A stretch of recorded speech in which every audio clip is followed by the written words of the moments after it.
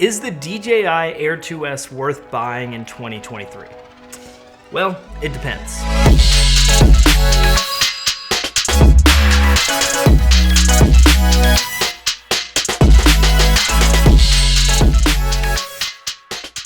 If we haven't had the pleasure, my name is Clay Perry, and I have been flying drones for a little over 6 years now, and I recently got my Part 107 drone license.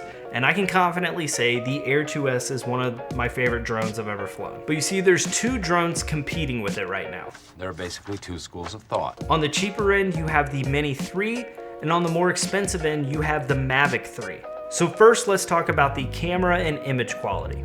The Air 2S is going to come with a 1-inch sensor. The Mini 3 is slightly smaller, and the Mavic 3 is slightly bigger. The Mavic 3 actually has a Hasselblad camera. Hasselblad? Not sure how you say it. But it's a really nice camera, and typically the bigger the sensor, the better the image quality.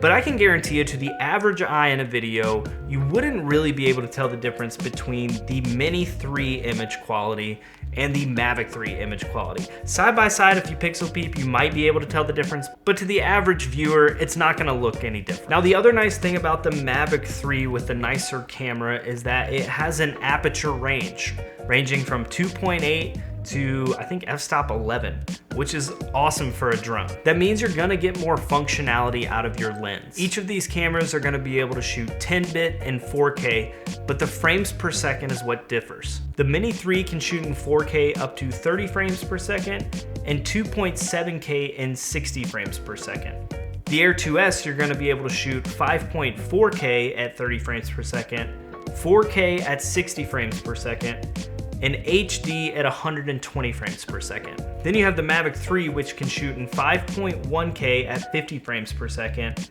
4K at 120 frames per second, and HD up to 200 frames per second.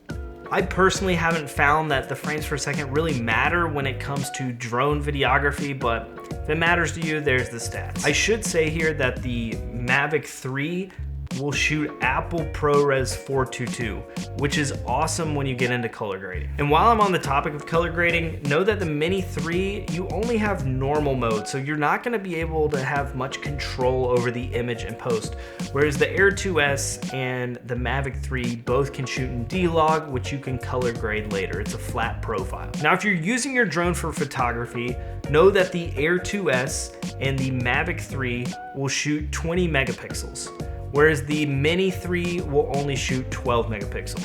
Next, what about the weight and size? First, let me just say that each of these will fit in a backpack, which just blows my mind that we have drones that can capture 4K footage that can go in a day pack. That being said, the Air 2S and the Mavic 3 both exceed 250 grams, meaning you are gonna have to register your drone to fly in most places. Whereas the Mini 3 comes just under 250 grams, so technically you can fly it recreationally.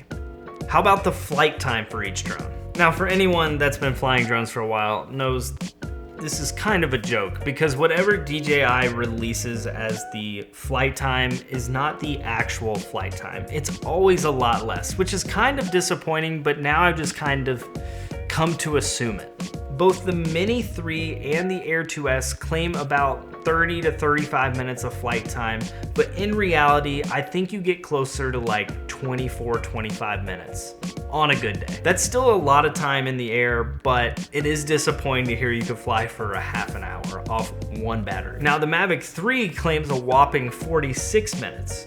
Also, it's worth noting that the flight distance they claim doubles that of the other two drones. But let me give a caveat here. From all the drone flying I've done, I have never been able to go over 3-ish miles before the controller loses connection with the drone. That's just the way it is. They claim these things can go miles away, but honestly, if you go miles away, you will start having problems and you'll lose your drone in the ocean. Not that I almost did that in Thailand. As far as safety features go, all of DJI's drones have obstacle avoidance sensors. Essentially, the more you pay, the more sensors you get. So in the Mini 3, you have downward sensors. The Air 2S has forward, downward, upward, backward. And the Mavic 3 has forward, downward, upward, backward, side to side, all over. They're everywhere. It's not gonna run into anything, supposedly. And last, but probably the most important and probably influencing your decision the most, is the price. And just so you know, these prices don't include the combo kits where you get extra propellers and batteries and a fancy charger. This is just the drone itself. The Mini 3 comes in at $559 USD. The Air 2S comes in at $999 USD. And the Mavic 3 comes in at $2,049 USD. I saved the price for last because I do think it is one of the deciding factors in these drones. In summary, I think the Air 2S is the best drone on the market right now. If you already have the Mini 3, you might consider upgrading, but if you have yet to buy a drone, I would go with the Mini 3 Pro, which is recently released. It has a lot of the same features as the Air 2S, or just go ahead and buy the Air 2S. I don't think the upgrade from the Air 2S to the Mavic 3 is worth $1,000+. Honestly, the nicer camera and flight time just don't add up for me. I still like the Air 2S image quality, and I think it looks very comparable to the Mavic 3. Plus, when you're upgrading to the Mavic 3, aside from the price, you do have to think about it is 900 grams, so it's gonna weigh down your bag a little more. I think this Air 2S is more traveler friendly. That is coming from a travel videographer. If you are looking to get into DJI drones just recreationally, maybe go with something like the Mini 3. It is an entry-level drone, super easy to fly. If you learn this system, you'll be able to fly, I would think, every future drone with DJI. Overall, I'm happy that I purchased the Air 2S and not the Mavic 3. I'm excited to see what the Mavic 4 holds.